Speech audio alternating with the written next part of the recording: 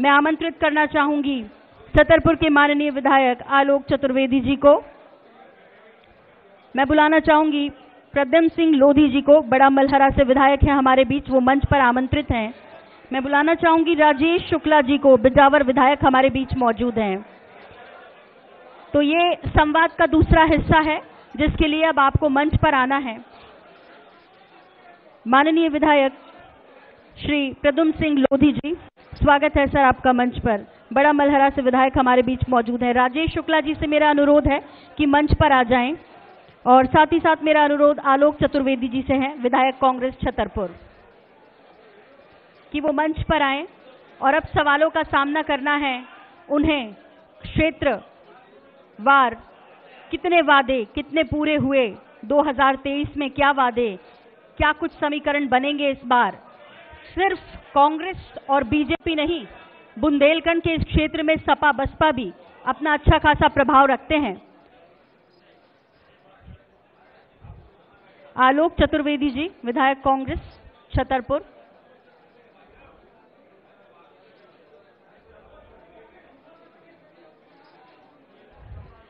तो ये संवाद का दूसरा हिस्सा है जिसमें क्षेत्रवार अपने क्षेत्रों में हुए विकास के बारे में हिसाब किताब देना है।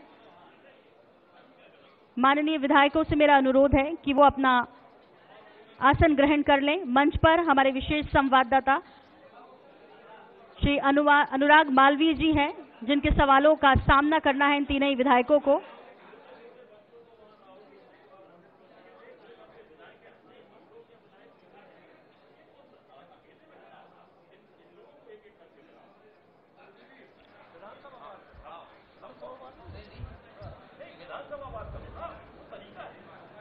सर बैठिए, आसन ग्रहण कर लीजिए। इस बात को समझना होगा कि हमारे पास समय जो है वो लिमिटेड है, और उस समय के बीच चूंकि बुंदेलखंड ने कई जनप्रतिनिधि दिए हैं, बुंदेलखंड में कई ऐसी हस्तियां हैं जिन्होंने समाज के लिए बहुत किया है, इसलिए उन्हें मौका देना है और सबको अपनी बात रखने का मौका मिलना चाहिए। और इसीलिए मेरा अनुरोध है विधायकों से कि हमारे इस सेशन में बिना किसी व्यवधान के इसे शुरू करें। उसकी वजह यह भी है कि ये सेशन सीधे इस वक्त टीवी पर दिखाया जा रहा है। आपको सिर्फ बुंदेलखंड नहीं, पूरे देश की जनता देख रही है, तो कृपया इसकी गरिमा बनाए रखें। और अब इस कार्यक्रम की शुरुआत करने जा रहे हैं सेशन 2 के लिए।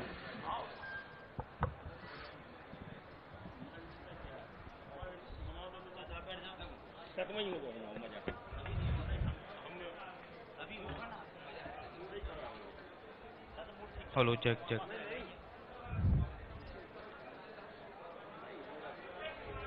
तो 3 विधायक इस वक्त हमारे साथ मौजूद हैं मंच पर, और जाहिर तौर पर अब क्षेत्रवार इनसे सवाल किए जाएंगे और जवाब क्या देंगे ये सुनना दिलचस्प होगा।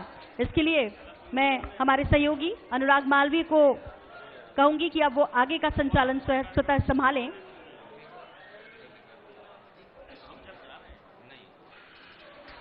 जी Anurag ji, over to you. Thank you Sonal.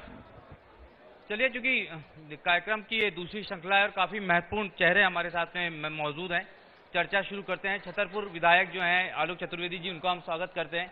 Pradyumna Singh Lodhi जी हैं, बड़ा मलहरा विधायक हमारे साथ, उनका स्वागत करते हैं। और राजेश जी हमारे साथ में हैं, बिजावर विधायक। तीनों ही से शुरू करते हैं। दरअसल ये तस्वीर अगर आप देखेंगे तो ये तस्वीर ऐसी नजर आएगी कि नई, मतलब वर्तमान कांग्रेस और एक पुरानी कांग्रेस जैसी तस्वीर होती है ये, क्योंकि आलोक भाई तो छतरपुर से हैं ही कांग्रेस में, प्रद्युम्न भाई कांग्रेस से भाजपा में आए, राजेश भाई थोड़ा सा इनडायरेक्ट होते हुए कांग्रेस से सपा और सपा से भाजपा में आए। तो ये जो पुरानी कांग्रेस और वर्तमान कांग्रेस का मुकाबला देखने की कोशिश करते हैं, ये किस तरह का है। चलिए तो शुरुआत करते हैं, क्योंकि बड़ी खूब सारे प्रश्न आ रहे थे वहां से। कभी आरोप लगा मेडिकल कॉलेज को लेके आप पे, आप लोगों ने आंदोलन किया, आप लोगों के कारण बदला गया। पहला जवाब तो जो है हम आपसे यही लेना चाहेंगे कि वास्तव में ये मेडिकल कॉलेज को लेके जो प्रदेश अध्यक्ष जी बोल रहे थे, यानी आपके सांसद बोल रहे थे, सीधा सीधा आरोप आप लोगों पे था कि मेडिकल कॉलेज सिर्फ आप लोगों के कारण नहीं बन पाया, जो टेंडर प्रक्रिया है वो आप लोगों के कारण अटकी। दुर्भाग्य है, दरअसल वो छतरपुर के 2 विधानसभा क्षेत्रों के सांसद हैं। मध्य प्रदेश के भाजपा के प्रदेश अध्यक्ष जरूर हैं, उन्हें छतरपुर के बारे में जानकारी नहीं है। छतरपुर मेडिकल कॉलेज जन आंदोलन का हिस्सा है। और छतरपुर की जनता ने मेडिकल कॉलेज की लड़ाई लड़ी थी और उसके वजह से आधी रात को 2:18 में चुनाव के पहले शिलान्यास करके माननीय शिवराज सिंह जी आधी रात में वो उसका शिलान्यास करके चले गए। बात कह रहे थे कि बजट जारी हो गया। जब पिछली बार विधानसभा में मैं ध्यानाकर्षण लाया था, जहां तक मुझे ध्यान है 22-23 की बात है, 22-23 में नरोत्तम मिश्रा जी ने जवाब दिया था इसका कि जो ये मेरे साथी विधायक भी सदन में मौजूद थे कि इस सत्र के बजट में आपके मेडिकल कॉलेज का राशि जारी कर रहा हूं और जल्द से जल्द टेंडर लगवाऊंगा। ये 22-23 की बात है। यहां अभी सांसद जी या प्रदेश अध्यक्ष जी जो कह रहे थे कि छिंदवाड़ा चला गया, बजट जारी कर दिया था, विधानसभा के मेरे प्रश्न के उत्तर में बड़ा स्पष्ट उत्तर मिला है कि ये कोरोना काल की वजह से और हाई कोर्ट में मामले के लंबित होने की वजह से ये प्रक्रिया रुक गई थी और अब इसको जल्द से जल्द शुरू किया जाएगा। ये विधानसभा में उत्तर है। अब मैं आश्चर्य करता हूं कि इतने जिम्मेदार पद पर होने के बाद भी वो कैसे जवाब दे रहे हैं और कैसे कह रहे हैं कि ये छिंदवाड़ा चला गया, ये हम लोगों की वजह से या कांग्रेस पार्टी की वजह से ये मेडिकल कॉलेज नहीं आ पाया। मुझे तो थोड़ा सा आश्चर्य भी हुआ उनका जवाब सुन के और ये भी लगा कि उन्हें छतरपुर के बारे में जानकारी नहीं है कि यहाँ के मेडिकल कॉलेज की कहानी क्या है। अभी हाल में ही एक एजेंसी को टेंडर हो गया, उसने काम शुरू कर दिया, लेकिन उसको बजट राशि उसको नहीं मिलने के कारण से उसे वो अपना पूरा बाइंड अप करना पड़ा और बाइंड अप करके वो यहां से चला गया। पुनः टेंडर हुआ और पुनः टेंडर होने के बाद अब वो फिर से लंबित पड़ा हुआ है। जब उसकी प्रक्रिया आगे होगी तो ये शायद, जैसा अभी हिमांशु जी पूछ रहे थे कि अगले चुनाव तक ये मेडिकल कॉलेज अभी जिंदा रखना है भारतीय जनता पार्टी को, इसको पूरा नहीं किया जाएगा। अगले चुनाव तक अब इसे मुद्दा बना के रखेंगे।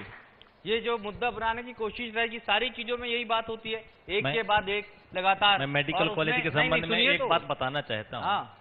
ये उस समय की बात है जब कांग्रेस जिस समय आप कांग्रेस में थे, जिस समय कांग्रेस में था, विजयलक्ष्मी साधो जी उस समय चिकित्सा शिक्षा मंत्री थी, चिकित्सा शिक्षा मंत्री थी। उन्होंने ही कॉलेज यहां से रवाना कर दिया था। उन्होंने ये सब विधायक उस समय सब लड़ने के लिए गए थे कि हमारा छतरपुर का हमारा मेडिकल कॉलेज यहीं रहना चाहिए, परंतु उन्होंने किसी की नहीं सुनी थी। किसने?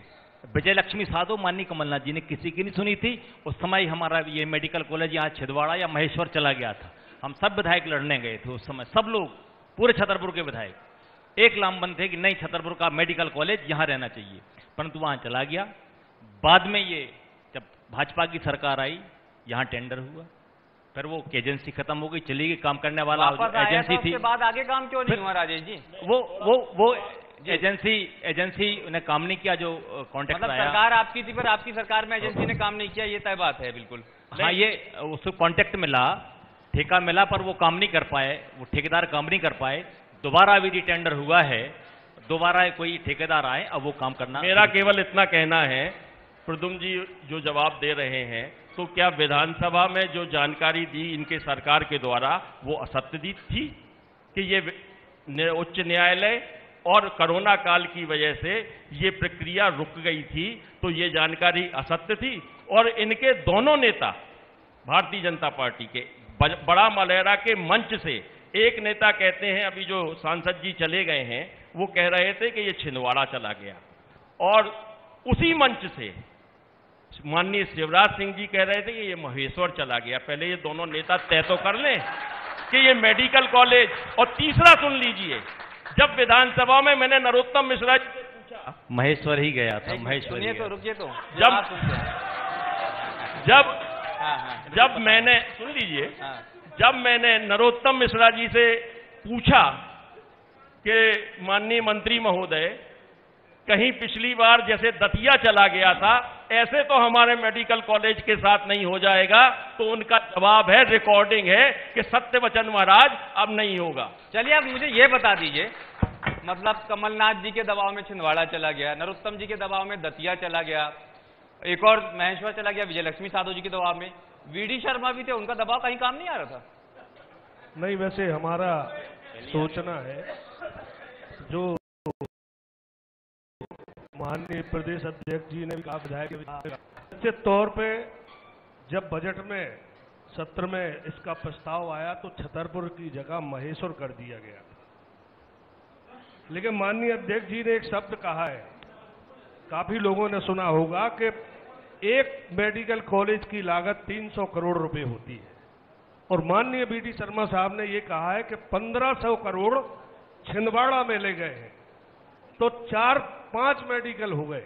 वो 1500 करोड़ की लागत से छिंदवाड़ा में बनाया जा रहा था, और जो छतरपुर का मेडिकल कॉलेज था मैं ये बोल तो रहा हूं, महेश्वर में प्रस्तावित किया गया। सफाई क्यों दे रहे हो? आपके पास में विधायक है, यहाँ तक कि ऐसे विधायक है जो बाई इलेक्शन में भी जनता ने जिता दिया बीजेपी के चेहरे पे, आपके पास में प्रदेश अध्यक्ष जैसा सांसद है, उसके बाद ऐसा कैसे हो जाता है? सवाल ये है, सवाल ये नहीं है कि कौन 1500 करोड़ ले गया, रोक क्यों नहीं पाया आप लोग? विधायक जी बता चुके हैं पहले, और जब आपने भी शुरुआत इसी से की है कि उस समय भी ऐसे ही बैठे थे, कोई किसी माध्यम से आया, कोई किसी माध्यम से आया, तो उस समय जो बात हुई थी, और सब पांचों हम लोग एक साथ गए थे कि ये छतरपुर का मेडिकल कॉलेज महेश्वर क्यों गया छतरपुर से उठा के। अच्छा एक मिनट, एक राजेश भाई एक और चीज बता दीजिए, सबसे अच्छा कौन सी पार्टी में लगा? सपा में, कांग्रेस में, बीजेपी में, कहाँ लगा? सबसे अच्छा जनता के बीच में रहा, और भारतीय जनता पार्टी, हाँ, चूंकि कांग्रेस की भी राजनीति की है, तो कांग्रेस की राजनीति में नेता पे आधारित राजनीति है, संगठन का कोई वहां कहने को कोई कभी रहा नहीं संगठन। ये संगठन वाली पार्टी है, इसमें संगठन में और पार्टी में रहने में मजा है। प्रद्युमन भाई आप भी बता दीजिए कहाँ ज्यादा अच्छा लगा, और दूसरी बात ये भी है कि जहां आपको अच्छा लगा वहां क्या उमा दीदी को भी अच्छा लग रहा है? मुझे भी अच्छा लग रहा है और दीदी को भी अच्छा लग रहा है। अच्छा, दोनों को अच्छा लग रहा है। मैं तो पुराना ही भारतीय जनता पार्टी का कार्यकर्ता रहा हूँ, आते जाते रहता हूँ। अच्छा ये गाना ऐसे तो नहीं बना जाएगा, आना जाना लगा रहेगा ना? अच्छा दूसरी तरह से पूछ दूसरा एक और सवाल है, यही आने जाने को लेके आजकल बड़ी चर्चा है, वो आपके एक और भाई हैं, एक और दीदी के रिश्तेदार हैं, वो बोलते कि आप टीकमगढ़ साइड की एक सीट पे आ जाओ, मैं इधर आ जाऊंगा, आप उधर चले जाओ, ऐसा वाला आना जाना तो नहीं होने वाला? नहीं, ये कोई आना जाना नहीं है। जहां हम लोग काम करते हैं और जहां जनता का विश्वास रहता है और जहां हमने काम किया है, जनता भी मूल्यांकन करती है, पार्टी भी मूल्यांकन करती है, और पार्टी को लगा कि आपने यहाँ ज्यादा काम नहीं किया, वहां ज्यादा काम किया, तो वहां भेज देगी। वो पार्टी जो तय करेगी वो तय करेगी, जैसा कि अभी माननीय अध्यक्ष जी ने कहा है, पार्टी का अपना निर्णय होता है, केंद्रीय नेतृत्व निर्णय करता है, और जो निर्णय होगा वो सर्वमान्य होगा। अच्छा एक और बड़ा सवाल है आलोक भाई आपसे, क्योंकि आप चाचा की रसोई चलाते हैं, वहां की जनता खूब आशीर्वाद देती, सब कुछ है, ये बागेश्वर धाम बड़ा कंफ्यूज कर देते हैं, कभी छिंदवाड़ा चले जाते हैं, कभी नरोत्तम जी के यहाँ चले जाते हैं, ये आशीर्वाद किसको देने वाले हैं? कुछ आप लोगों को भरोसा है किसका बागेश्वर धाम का आशीर्वाद किसको मिलने वाला है इस बार? देखिए, सबसे पहले तो इस सवाल का जवाब तो बाद में दूंगा जी। इन दोनों भाइयों भतीजों की या भाइयों की मजबूरी है, अब ये जिस भाषा को बोल रहे हैं अब इनको यही बोलना पड़ेगा। अगर ये उस भाषा को नहीं बोलेंगे तो संगठन के और अपनी पार्टी के खिलाफ, इनके खिलाफ अनुशासनात्मक कार्रवाई हो जाएगी। सत्य क्या है और असत्य क्या है, अब इसका निपटारा तो बाद में किया जाएगा। अब आपने प्रश्न किया है बागेश्वर धाम जी, देखिए ये संत महंत हैं, ये अपने धार्मिक आयोजन छिंदवाड़ा में भी करेंगे, ये भारतीय जनता पार्टी के नेताओं के यहाँ भी करेंगे, ये देश के हर कोने में करेंगे। अब उन्हें कहाँ जाना है, क्या करना है, ये उनकी मर्जी है, और किसे आशीर्वाद देना है ये भी उनकी इच्छा पे निर्भर करता है। और ये मान के चलें कि वो छतरपुर को इतना ऊपर जरूर पहुंचा चुके हैं कि देश विदेशों में आज छतरपुर का नाम अच्छे से जाने लगा है, बागेश्वर धाम के कारण भी। लेकिन आप साथ में कह रहे थे ना मजबूरी की बात, तो इसको दूसरे एंगल से भी तो देख सकते हैं। कुछ तो मजबूरियां रही होंगी, यूं ही कोई बेवफा नहीं होता। अब क्यों बेवफा हो गए आपके साथी? कहीं कमलनाथ जी चलो चलो, ये सब तो कहानी नहीं थी कहीं। देखिए, ये तो जहां इनका मन मिल गया और दिल मिल गया वहां चले गए। मुझसे तो अभी दिल मिले हुए हैं, मेरे दोनों के दोनों भतीजे हैं, एक भाई है एक भतीजा है, भले ही पार्टी में दूसरी में चले गए हैं, पर भाई भतीजावाद जारी रहेगा। हाँ, भाई भतीजा उसमें क्या दिक्कत है? और पर चाचा अपने साथ ही रहेंगे। थोड़ा बिजावर की तरफ चलते हैं राजेश भाई। खूब विरोध हो रहा है शराब को लेके, शराब बिक्री को लेके, आरोप आप पे भी लगते हैं, क्योंकि पहले कहीं ना कहीं आपका जुड़ा हुआ रहा इस पूरे मसले से मामला। वास्तव में क्यों इतने ज्यादा आंदोलन वहां पर हो रहा है, इतना बड़ा मसला क्यों बन गया? वो शराब तो पूरे प्रदेश में बिकती है, लेकिन बिजावर में सबसे ज्यादा चर्चा होती है। बहुत अच्छी बात आपने कही और हमें खुशी हुई कि इस मंच पे आए तो इस बात का हमें जवाब देने का अवसर भी मिला। 2003 से 2016 तक मैंने हर स्टेटमेंट में भी कहा और आज भी कहता हूं, यह शासकीय शराब का धंधा करना गुनाह है। और यदि हम धंधा बिजावर में या एक आध दुकान में किया हमने कभी, तो क्या मध्य प्रदेश में राजेश शुक्ला की शराब की दुकानें चल रही हैं या हिंदुस्तान में शराब हमारे घर से बना के बेची जा रही? आप बताओ। 2016 तक, 2003 से हमने अपने नाम से शराब की ठेकेदारी की और शराब में पैसा लगाकर शराब की ठेकेदारी की। अपने घर में शराब बनाई नहीं कि बेटी के कांग्रेस के नेता। एक मुद्दा है केवल, आप जितने भी चैनल देख रहे होंगे, जितने भी नेता सुन रहे होंगे, केवल एक मुद्दा, शराब बिक रही साहब गली गली। नौगांव में बिक रही तो बबलू शुक्ला की बिक रही, इंदौर में बिक रही तो बबलू शुक्ला की बिक रही, छतरपुर में बिक रही तो बबलू शुक्ला की बिक रही, बिजार बिक रही तो बबलू शुक्ला की बिक रही।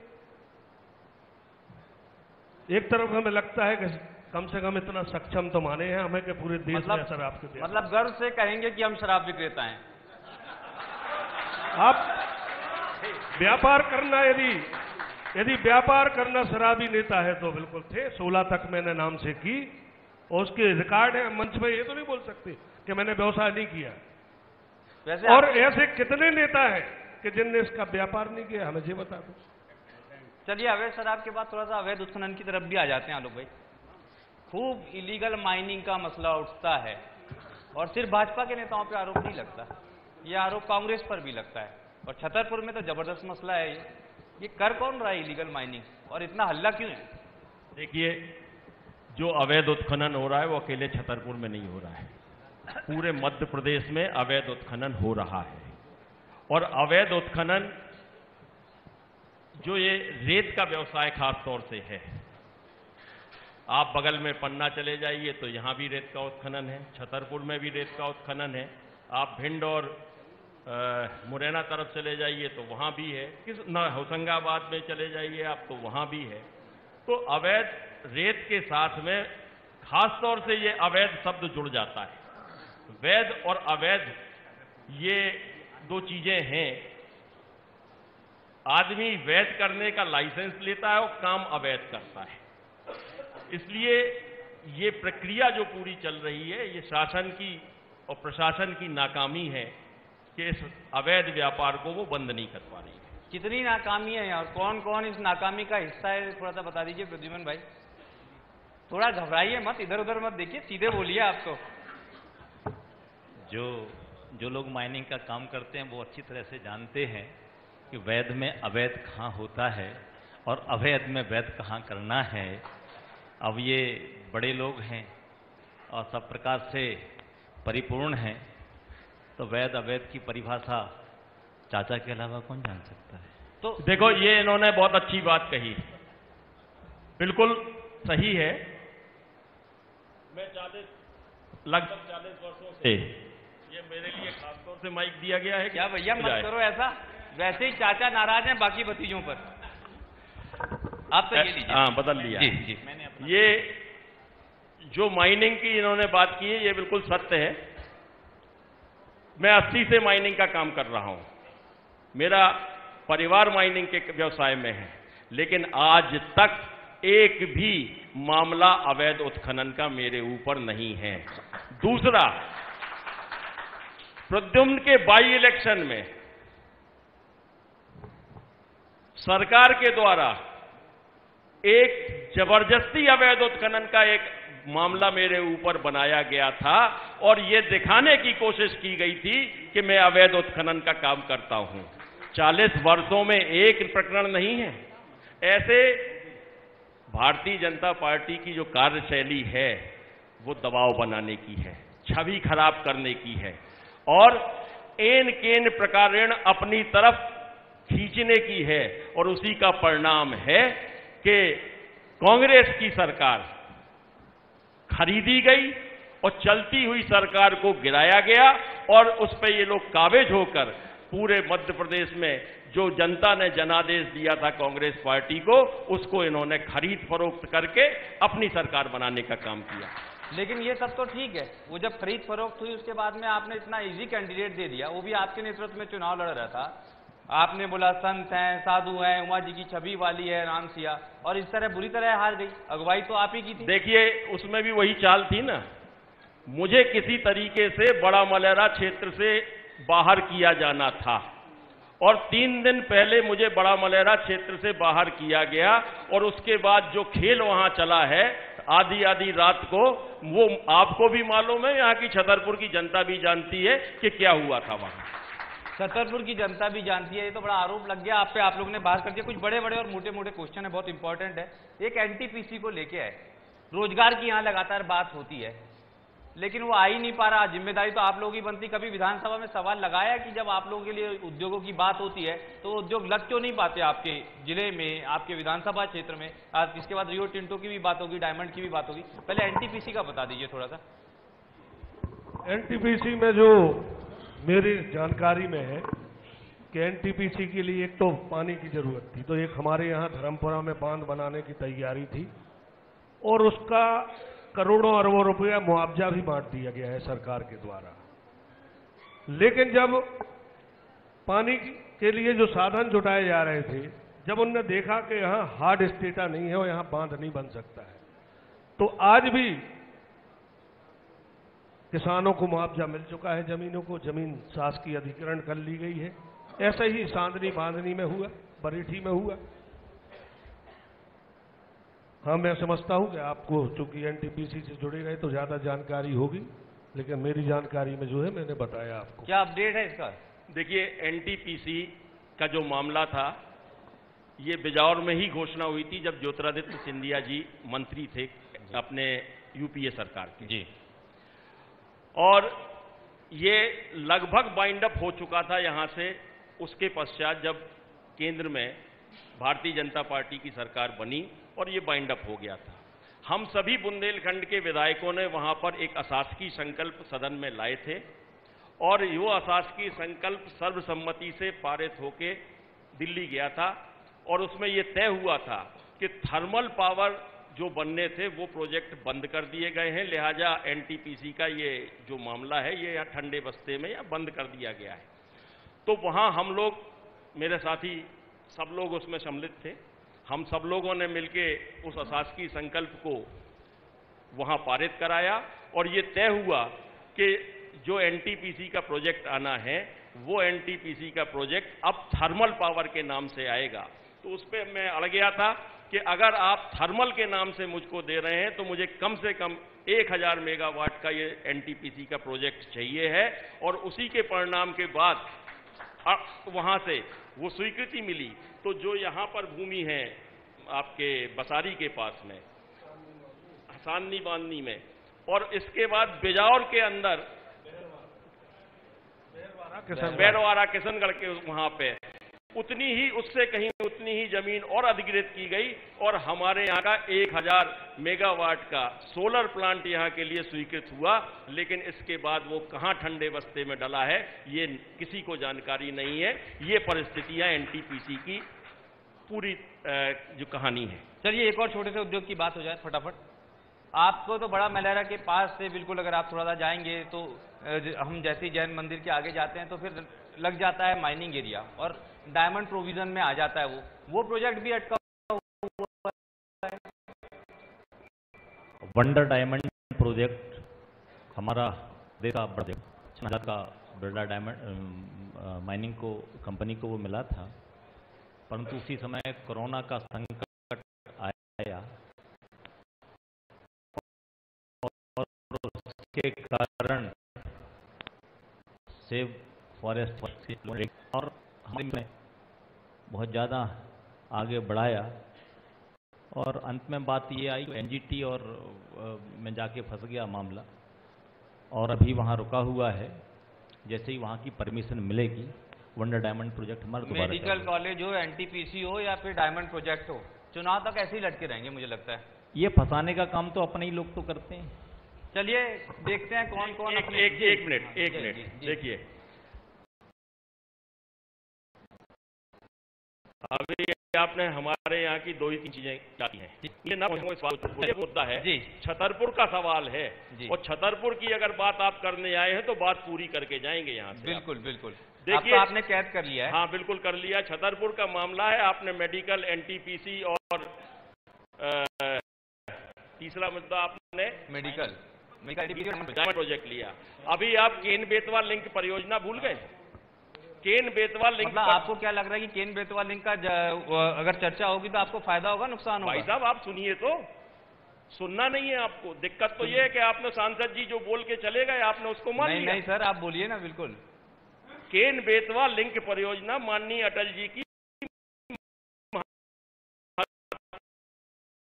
महत्वाकांक्षी योजना थी। 2004 में शिलान्यास हुआ खजुराहो में। बजट में मुझसे मंत्री जी ने वहां पर स्पष्ट शब्दों में कहा था कि इस बजट में ये हम यहां पर स्वीकृत कर रहे हैं। केंद्र में बजट में आ चुका था 22-23।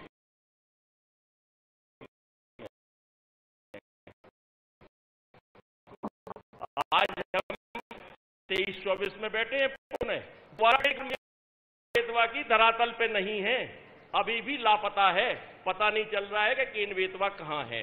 अब जो आप बात कर रहे हैं, चुनाव जैसे जैसे आएंगे वैसे वैसे इन योजनाओं को बढ़ेगा। विश्वविद्यालय की बड़ी बात हो रही है कि छतरपुर को विश्वविद्यालय दे दिया। आपने आंदोलन भी किया था नाम बदलने नहीं, मैंने कोई आंदोलन, इसमें कोई आंदोलन नहीं हुआ शहर की तरफ से। और ये दुर्भाग्य छतरपुर का कि हमारी विरासत 125 साल पुराना महाराजा महाविद्यालय, जिसको खत्म करके आपने विश्वविद्यालय बनाया है यार।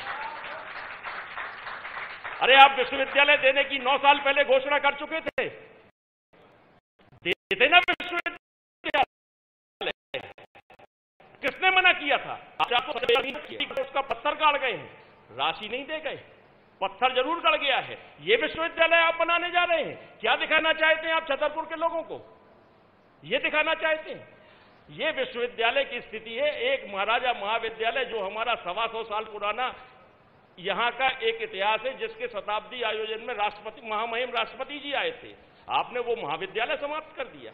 आपने दिया कुछ नहीं है हमको, हमसे ले लिया है, नाम भर दे दिया है, मात्र नाम दे दिया है आपने मुझे छतरपुर को। दूसरी बात जी, बाद में दूसरी बात, विकास की बात करते हैं कि हम विकास पर्व मना रहे हैं, बड़ा गर्व कर रहे हैं। बार बार यहां रहा अनुराग भाई के गर्व का है हमें। विकास किसको कहते हैं, थोड़ा सा पूछ लिया जाए। विकास इसको कहते हैं, बार बार यहां बड़ी बातें होती हैं कि इतनी बड़ी अस्पताल की बिल्डिंग बना दी है हमने। अस्पताल की बिल्डिंग के अंदर झांक के तो देखिए कि डॉक्टर कितने हैं, मशीनों के ऑपरेटर कितने हैं, वहां की व्यवस्थाएं कैसी हैं। अरे साहब, पूरे मध्य प्रदेश में आज की तारीख में 68% विशेषज्ञों के पद खाली पड़े हुए हैं। आप वेंटिलेटर पे अपने यहां की मेडिकल व्यवस्था है। आप आयुष्मान की बात कर रहे थे अभी सांसद जी। आयुष्मान योजना ठीक है, बहुत अच्छी है, हमारे हितग्राहियों के लिए लाभकारी योजना है, लेकिन उसका लाभ किसको मिल पा रहा है? जिस अस्पताल में जाते हैं भुगतान नहीं होता है, इलाज चिन्हित कर दिए गए हैं कि केवल इन्हीं बीमारियों के इलाज किए जाएंगे। आप कौन से आयुष्मान की आप बात कर रहे हैं? जवाब है नहीं, सुन लीजिए। अभी आपने कहा गरीबों के लिए हम काम कर रहे हैं जी। आप कौन से गरीबों की बात कर रहे हैं? आपने कितने लोगों को खड़ा कर दें, कभी गांव की तस्वीर भी देख लो आप जाके। यहां हॉल में बैठ के हम आप चर्चा करें और एक दूसरे को झूठ बोल के हम लोग ये बातें करें यहाँ पे, ये मैं इसे उचित नहीं मानता हूँ। नहीं, अभी गांव में जाके आप देख लो कि कितने लोगों को, जिनको राशन की जरूरत है, जिनको बीपीएल की जरूरत है, जिनको मकानों की जरूरत है, उनको मकान नहीं मिल पाए हैं, जिनको नहीं मिलने चाहिए तो उनको मकान मिले हैं। ये स्थितियां हैं आपके। ये सुशासन नहीं है, ये कुशासन है। दूसरी बात, अनुराग भाई कह लेने दो, हम मुझको जब छेड़ दिया है तो सुन भी लो।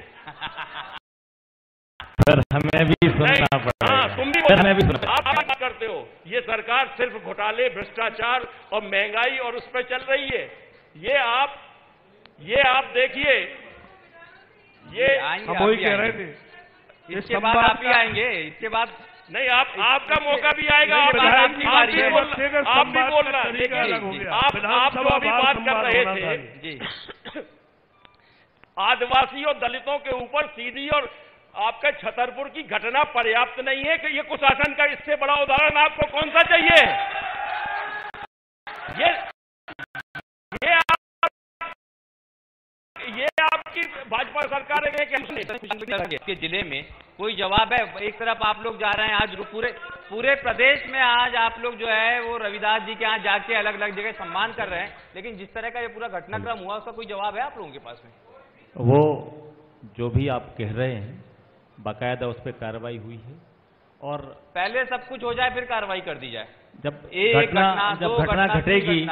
घटना घटेगी तभी तो का, ये आकस्मिक घटना है। दुर्घटना कभी बोल के नहीं आती, दुर्घटना कभी बोल के नहीं आती। मुख्यमंत्री जी कहते हैं कि ऐसी घटनाएं तो प्रदेश में होती रहती हैं, इतने संवेदनशील मुख्यमंत्री हैं। ऐसे ये बात अभी की ये जो कर रहे हैं, ये 2003 के पहले की बात नहीं करेंगे चाचा। 2003 के पहले क्या दुरावस्था थी, गड्ढे में सड़क थी कि सड़क में गड्ढा था, हॉस्पिटल क्या थे, ये कुशासन की बात चल रही है, वो बात नहीं करेंगे। उस समय गरीबों को क्या दिया गया वो बात नहीं करेंगे। बिजली युग लालटेन युग में परिवर्तित हो गया वो बात नहीं करेंगे।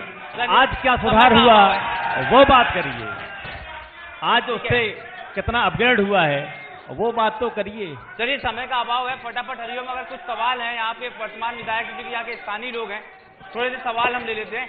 जी, मैं आदरणीय चाचा जी से पूछना चाहता हूँ, अभी चाचा जी बात कर रहे हैं। एक सेकंड भैया, सवाल होने दीजिए, आंसर चाचा जी दे देंगे ना? जी। हाँ, मैं चाचा जी से पूछना चाह रहा हूँ कि चाचा जी कह रहे हैं कि कुशासन की बात कर रहे हैं। आपके प्रधानमंत्री जो राजीव गांधी जी कहा करते थे कि हम केंद्र से 1 रुपए भेजते हैं, वो 15 पैसे यहाँ पर तक पहुँचता है। आज की अगर हम बात कर लें तो जनधन खाते के तहत अगर हम जितनी भी योजनाएं यहाँ पे आ रही हैं, आप सोचिए कि खातों में पूरी की पूरी राशि जा रही। मैं आपसे कहना चाहता हूँ कि केवल नकल करना कांग्रेस को, अगर आप बात करें चाहे हमारी लाडली बहना योजना की बात कर लें कि हम 1000 की राशि, शॉर्ट में सवाल मेरा ये है, आप चूंकि पहले अशोक भाई बैठो, बहुत अच्छी बात छेड़ दी। हमारे चाचा जी से केवल एक है कि जो चाचा जी बोल रहे हैं, चाहे मेडिकल कॉलेज छतरपुर की अगर बात कर रहे हैं, तो मैं कहता हूं कि अगर 15 महीनों में केवल आप एक चीज बताएं कि कौन सा विकास हुआ है। 15 महीने में भी कांग्रेस की सरकार थी। अगर सवाल आ गया है, आप जवाब सुनते हैं जी। अगर जवाब सुन लीजिए। अगर तुमने अशोक भाई, तुम्हारी पार्टी ने सरकार गिराई ना होती तो 5 साल में तुम भी गिन ना पाते कि कांग्रेस पार्टी क्या क्या करती है। दूसरी बात, सरकार गिराई किसी ने नहीं, सरकार अपने कर्मों से गिरी, सरकार अपने कर्मों से गिरी। ये किसी दूसरे पर आरोप लगाना ठीक बात नहीं। ऐसा है क्योंकि जिस समय सिंधिया जी कह रहे थे कि अतिथि शिक्षकों के लिए कुछ कहना है, ऐसा है प्रदुम बाबू, और आप बोले सड़कों पर आ जाओ। असलियत तुम भी जानते हो और मैं भी जानता हूँ, असलियत आप भी जानते हैं, असलियत मैं भी जानता हूँ कि असलियत क्या है। परंतु सही बात बोलो, मंच पे कम से कम सही बात बोलो। इनका जवाब जरूरी है। अशोक भाई ने कहा, भैया आप योजनाओं की बात कर रहे हो अशोक भाई, मध्य प्रदेश सरकार की हमको एक योजना बता दो कि जो मध्य प्रदेश सरकार चला रही हो विकास के नाम पे।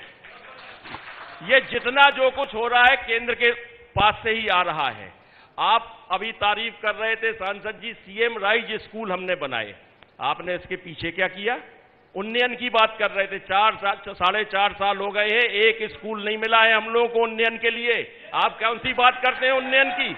आप कह रहे हैं सीएम राइज की बात, सीएम राइज की आप बात कर रहे हैं। सीएम राइज जो है, ये इसके पीछे आपने 29,000 स्कूल बिल्कुल बंद कर दिए जो कभी ना कभी खुलने वाले हैं। आज 53,000 ऐसे स्कूल हैं जिनकी छत विहीन है, जिनमें उसमें मरम्मत मांग रहे हैं और उनके बिजली पानी नहीं है। आप उसकी बात कर रहे हैं। 20,000 शिक्षक कम है, कौन से विकास की बात कर रहे हैं? आखिरी सवाल लेते हैं जी। सर मेरा सवाल बड़ा ना विधायक प्रद्युम्न सिंह से है।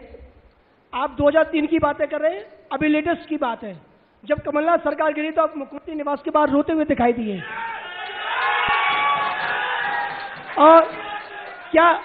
और उसके बाद जब उपचुनाव हुआ तो आप कांग्रेस छोड़ के आरोप लगा के आप बीजेपी में आ गए। जनता आपके किस चेहरे को सच माने? मेरा सवाल ये है।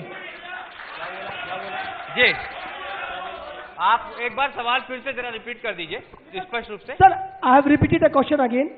मेरा कहना है, जब कमलनाथ सरकार गिरी तो आपका रोता हुआ चेहरा मुख्यमंत्री निवास के बाहर दिखाई दिया कि आपको बहुत दुख हो रहा है। फिर जब उपचुनाव हुए शिवराज सरकार के तो आपने कांग्रेस छोड़ के कांग्रेस पर आरोप लगाए और आप बीजेपी से उपचुनाव लड़ा। जनता आपके किस चेहरे को सच माने? बिल्कुल आप ये बताइए। बिल्कुल आप ये सही कह रहे हैं। वही बात मैं चाचा को बोल रहा था, वही मैं आपको समझा रहा हूँ और जनता को भी मैं समझाना चाहता हूँ, क्योंकि कमलनाथ ने वो त्रुटि की, वो गलती की, वो जो नहीं करना चाहिए, जिसके कारण ये सरकार गिरी। वो पर्दे के पीछे चलाने वाला दिग्विजय सिंह, उनकी वो बात मानते रहे, जिसके कारण सिंधिया जी नाराज हो गए, जिनके कारण सिंधिया जी नाराज हो गए। हमारे बुंदेलखंड के, पूरे बात सुनिए, सुनने का मादा रखिए। बुंदेलखंड के 10 विधायक जी के पास गए, सुनिए जी, चलिए। बुंदेलखंड के 10 विधायक कमलनाथ जी के पास गए और कमलनाथ जी को बोला कि सिंधिया जी की बात मानिए, सिंधिया जी की बात मानिए। यदि आप सिंधिया जी की बात नहीं माने, सिंधिया जी की बात नहीं माने तो ये सरकार गिर जाएगी। और अंततः ये सरकार गिर गई, और अंततः ये सरकार गिर गई। बहुत सारे मैंने रोके कहा था कमलनाथ जी को, उस दिन बात मान लेते तो आज ये दिन नहीं देखना पड़ता। उस दिन यदि बात मान लेते तो आज ये दिन नहीं देखना पड़ता। उस दिन देखा सरकार गिरी, उसके बाद मैं बोल के आया कि मैं जा रहा हूँ। धोखा दे के नहीं आया, मैं धोखा दे के नहीं आया, मैं बोल के आया, मैं जा रहा हूँ। कमलनाथ जी मैं बोल के आया हूँ जी। मैं बोलता है, मैं कोई सरकार गिराने का। प्लीज शांत रहिए।